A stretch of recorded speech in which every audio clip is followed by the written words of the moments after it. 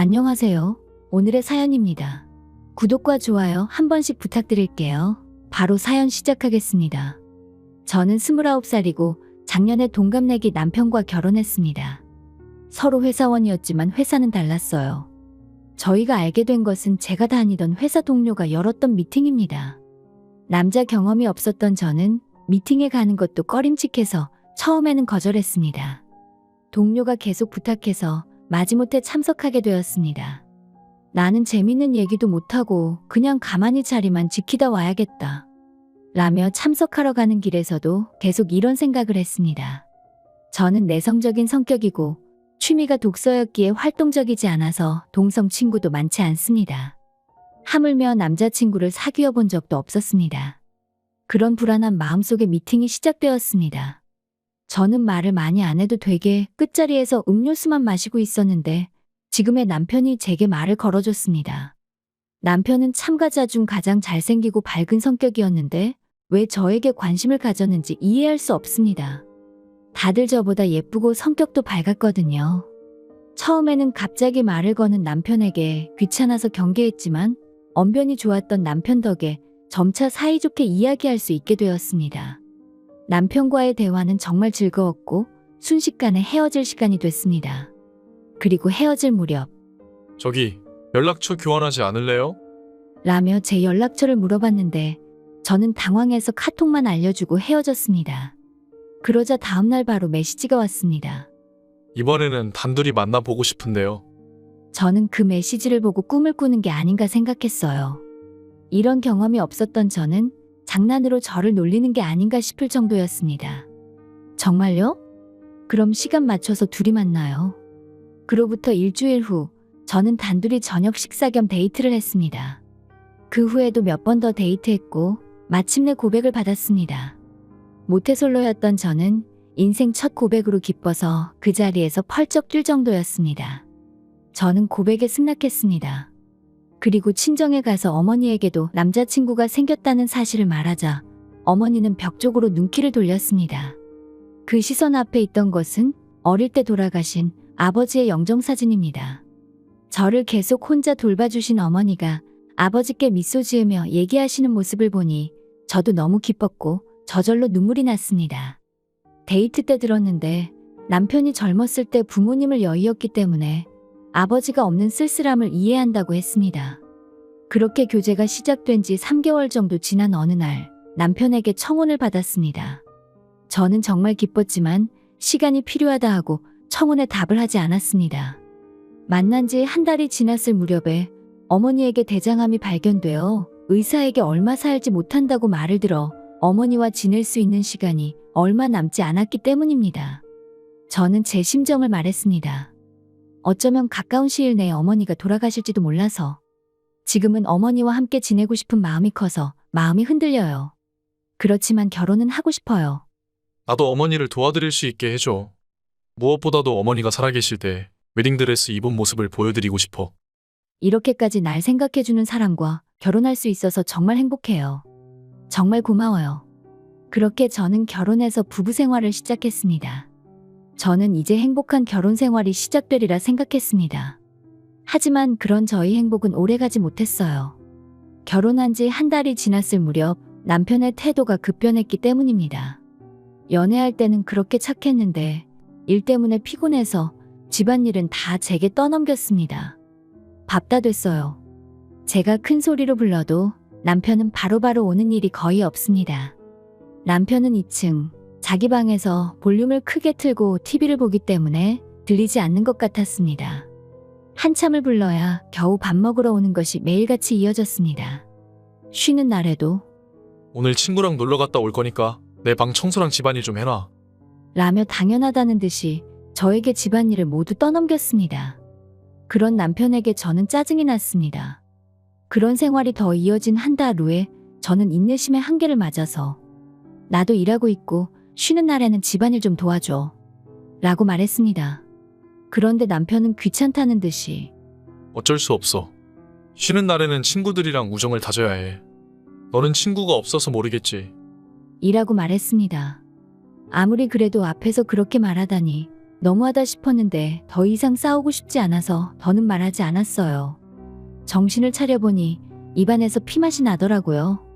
계속 입술을 깨물고 남편의 말을 참고 있었기 때문에 입술에서 피가 난 거였습니다.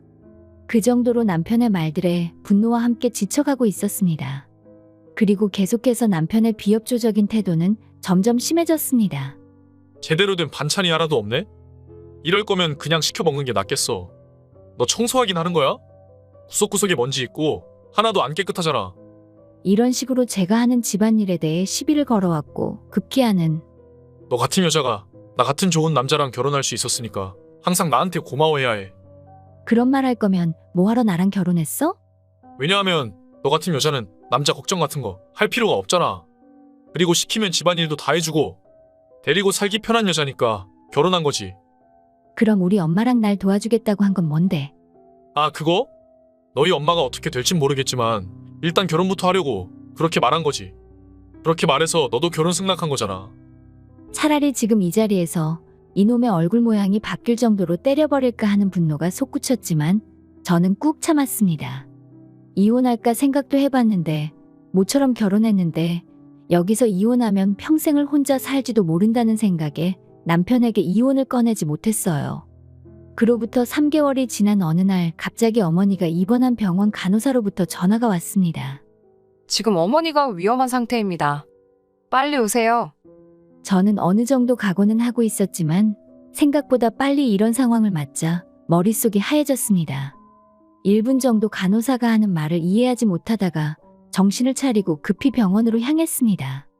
제발 도착할 때까지만이라도 살아계시라고 빌면서 병원에 도착하니 어머니는 이미 숨을 거두셨습니다. 저는 대답이 돌아올 리 없다는 것을 머리로는 알지만 엄마가 돌아가셨다는 사실이 믿기지 않아 수십 번 엄마를 불렀습니다. 잠시 후 진정된 저는 남편에게도 연락했습니다. 지금 엄마가 돌아가셨는데 병원에 올 수 있어? 아니, 일이 바빠서 못 가. 남편은 장모님이 돌아가셨다는데 일이 바쁘다며 오지 않았습니다. 다음 날 어머니 장례를 위한 준비가 시작됐지만 여전히 남편은 집에서 뒹굴고만 있었습니다. 그날은 토요일이고 남편도 쉬는 날이었는데 말이죠. 저는 장례식장과 절차 협의를 하느라 여러모로 힘든데 집안일을 하나도 안 도와주는 남편에게 울적해져서 말했습니다. 방해되니까 평소처럼 밖에 나가서 놀아. 그럴까? 그래도 되면 그렇게 할게. 남편은 싱글벙글 웃으며 집을 나갔어요. 이 시기에 정말 놀러 가다니 정신이 나간 놈처럼 보였습니다. 그날 밤 집에 돌아온 남편에게 내일부터의 장례식에 대해 말하고자 말을 걸었습니다. 내일 장례식 말인데? 내일 장례식 못 가. 무슨 말 하는 거야? 농담이지? 장모님 장례식에 안 가는 사위가 어딨어. 내일부터 출장이라서 어쩔 수 없어. 일이라면 내가 회사에다가 경조사 휴가 달라고 전화해줄게. 저는 남편의 핸드폰을 빼서 회사에 전화하려고 했는데 멋대로 하지 마. 그리고 장례식은 못 가지만 부의금은 낼 테니까 이거 받아. 그렇게 말하고는 책상에 올려두는 것은 1,000원짜리 3장이었습니다. 지금 장난칠 상황이야? 장난 아닌데. 나는 너희 엄마한테 신세 진 게 없잖아. 노잣돈으로 그거면 충분하고도 남지. 역시 이 남자는 미쳤습니다. 저는 과거에 느껴본 적이 없을 정도로 남편에 대해 화가 치밀어 올랐습니다. 역시 장례식에는 남편은 나타나지 않았습니다.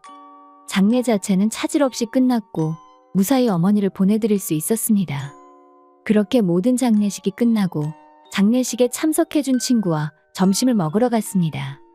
오랜만에 친구와 점심을 먹을 수 있어서 기분 좋게 시간을 즐기고 있었습니다. 점심도 다 먹었고 슬슬 돌아갈까 했을 때 친구가 저에게 말했습니다. 너 결혼한 지 얼마 안 됐을 때 신랑이 길에서 어떤 젊은 여자와 손잡고 걷는 걸 봤었어. 뭐라고? 잘못 본 거 아니야? 아니야. 아무리 생각해도 맞는 것 같아서 조심스럽게 얘기해주는 거야. 저는 옛날부터 남편의 추잡한 면이 있어서 혹시 진짜일지도 몰라 이틀 후 남편이 씻고 있을 때 핸드폰을 몰래 훔쳐봤습니다. 다행히 남편의 핸드폰 패턴은 외우고 있었습니다. 제가 보안 패턴을 외우고 있는지는 몰랐을 겁니다. 그리고 카톡을 뒤졌는데 의심할 만한 게 없었습니다. 저는 곧이어 문자 메시지와 네이버 메일함도 봤는데 메일함에 바람 피운 흔적이 있었습니다. 지금 당장이라도 만나고 싶어. 저런 여자보다 너랑 있는 게 훨씬 좋아. 확실한 증거가 있었습니다. 그리고 사진첩에도 매주 둘이서 사이좋게 찍은 사진들이 있었습니다. 그리고 둘이 여행 간 기록이 있었는데 날짜를 확인해 보니 엄마 장례식 날이었습니다. 남편은 출장 간다며 얼굴조차 비치지 않았는데 사실은 저에게 거짓말하고 여행을 떠났던 것입니다. 그걸 보는 순간 핸드폰을 던져버리고 싶을 정도로 거꾸로 피가 솟구쳤습니다. 하지만 증거를 없애버릴 수는 없었기에 모든 증거를 제 핸드폰으로 복사했습니다. 그리고 남편에게 들키지 않도록 원래 자리에 갖다 놓은 후 증거들을 하나씩 확인해 봤습니다. 그 여자는 회사 동료인 것 같았고 이름도 알 수 있었습니다. 장례식까지 무시하며 이런 짓을 한 걸 용서할 수 없었습니다. 저는 다음 날 바로 변호사 사무실로 갔고 이혼 상담 후 변호사를 선임했습니다. 그리고 염라대왕 곁으로 남편을 보내주기로 했습니다. 그날 밤 남편이 그러고 보니 한 달 뒤에 사장님 결혼식이 있으니까 축의금 좀 챙겨줘. 사장님도 성대하게 할 거라고 배우자도 데려오라고 했으니까 그날은 시간 비워두고. 알겠지? 한 달 후 알았어. 남편에게 결혼식에 간다고 했지만 그럴 생각은 없었어요. 사장님에게 원한은 없지만 남편 때문이라도 절대 가지 않으려고 했습니다. 그리고 이참에 남편에게 복수해야겠다고 다짐했습니다. 우선 남편을 속이기 위해 당일 입을 의상에 대해 남편과 의논했습니다. 여보, 사장님 만나는데 잘 보여야겠지? 마땅히 입을 만한 게 없는데 같이 옷 사러 가지 않을래? 그렇게 말하고 저는 남편을 꼬셔서 옷을 사러 갔습니다. 남편도 사장님 결혼식이기 때문에 체면을 생각해 비싼 옷을 사줬습니다. 평소 같으면 절대로 안 사줄 텐데 말이죠. 고마워. 그날 이거 입고 결혼식 가는 거 기대되네? 다음으로 준비하라고 한 축의금이지만 이것에 대해서는 이미 준비했습니다. 축의금 봉투는 비치지 않는 조금 두꺼운 종이로 만든 화려한 것으로 했습니다만 안에는 3,000원밖에 넣지 않았습니다. 어차피 남편은 열어서 확인도 안 할 테고 그리고 딱풀로 못 열어보게 붙였습니다. 그렇게 한 달 후 결혼식 전날이 되었고 저는 계획을 실행했습니다. 미안한데 나 내일 이래서 결혼식에 못 가. 하루 전에 그런 말을 하면 어떡해. 그냥 하루 연차 쓰면 되잖아. 비싼 옷 입는 것도 기대된다며. 내가 봤을 땐 당신이랑 별다를 게 없는데? 나도 어쩔 수 없어. 당신도 일이 먼저듯이 나도 일이 먼저야. 우리 엄마 장례식 때 기억 안 나? 남편도 저한테 그런 말을 듣고 짜증난 표정이었지만 더는 아무 말도 안 했습니다. 그리고 결혼식 당일 아침에 남편에게 축의금 봉투를 건네주며 두둑히 넣었다고 말했습니다. 남편은 어제부터 계속 기분이 안 좋아 보였지만 두둑히 넣었다고 하니 금세 표정이 밝아졌습니다. 저는 남편의 표정을 보고 웃음을 참기 힘들었습니다. 두둑히라고 해봤자 3,000원이었으니까요. 밤이 돼서 남편이 돌아왔는데 저를 보자마자 갑자기 소리를 질렀습니다. 나 골탕 먹이는 거야? 너 때문에 아주 개망신 당했잖아. 골탕이라니? 대체 무슨 소리야? 집에 오는 길에 사장님이 축의금이 3,000원이던데 잘못 준 거 아니냐고 전화가 오잖아. 왜냐하면 우리 엄마 부의금으로 3,000원 냈잖아. 나도 사장님한테 신세 진 게 없으니까 그거면 충분하지.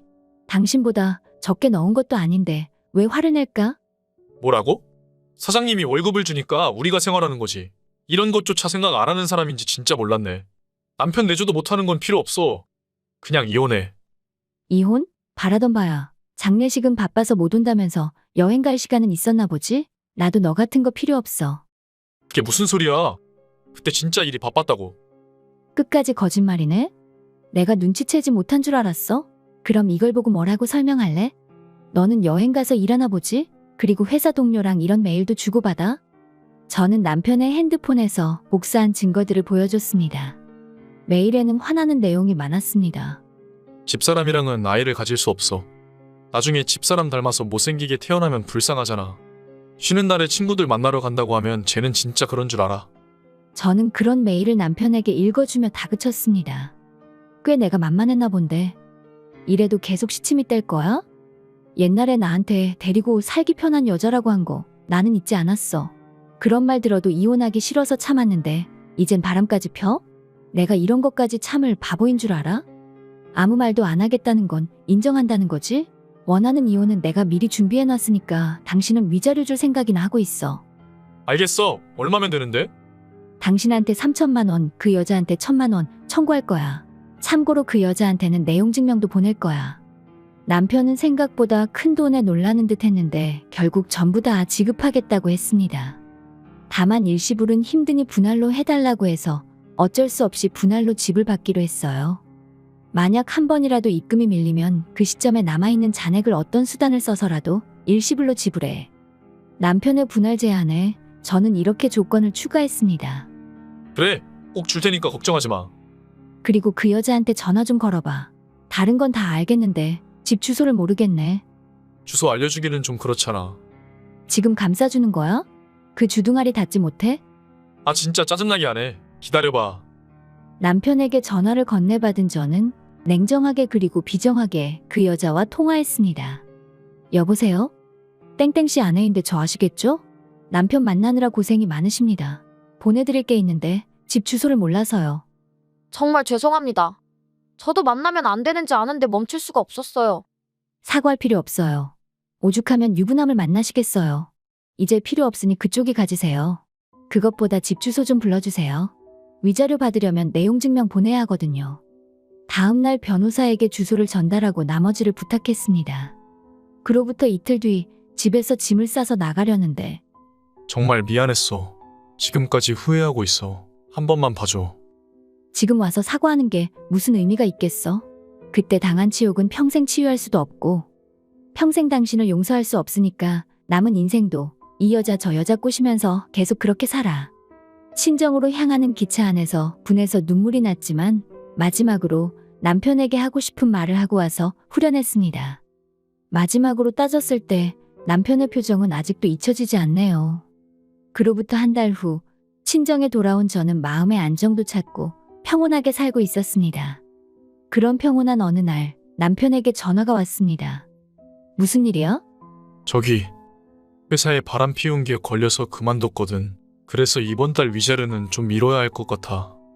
그건 나랑 상관없는 얘기 아니야? 그만두던 계속 다니던 약속대로 어떻게든 입금해야지.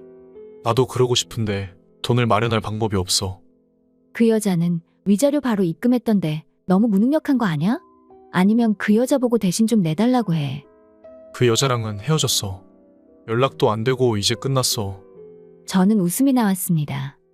아내의 부모에게 의리 없는 짓을 하고 장례식에도 참석하지 않고 자신은 여행을 하고 있었던 벌입니다. 그래? 진짜 코미디가 따로 없네. 드라마보다 더 재밌다. 장례식도 안 오고 평생 함께 살 것처럼 여행까지 가더니 그거 꼴 좋네. 저는 실컷 비웃어주고 전화를 끊었습니다. 결국 밀리는 거 없이 위자료는 입금됐습니다. 아마 저를 떠본 게 분명합니다. 저는 다시 정상적인 생활을 해오다 2년 전에 새로운 남자친구가 생겼습니다. 그리고 다음 달에 결혼합니다. 전 남편과는 달리 정말 성실하고 저에게 매우 잘 해줍니다. 저는 결혼 전 이 남자에 대한 확인이 필요했고 약 1년 정도는 함께 동거도 하고 있습니다. 연애 때와 동거한 후에도 변함없이 잘해주는 모습에 감동하여 결혼까지 승낙했고 이제 다시 행복을 찾으려 합니다. 살다 보면 또 힘든 일이 있겠지만 지금 이 남자와는 평생토록 잘 살아보도록 하겠습니다. 끝까지 시청해주셔서 감사합니다. 그럼 다음 영상에서 다시 뵙겠습니다.